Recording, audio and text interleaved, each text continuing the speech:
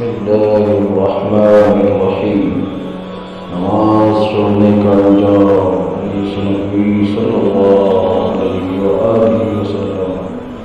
رسول اللہ صلی اللہ علیہ وسلم نے فرمایا، جس نے نماز چھوڑ دی اس نے اسلام کا رشتہ توڑ دیا۔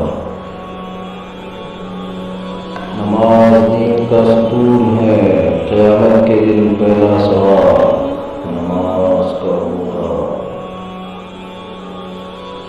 اگر نماز کامیاب تو سب کامیاب۔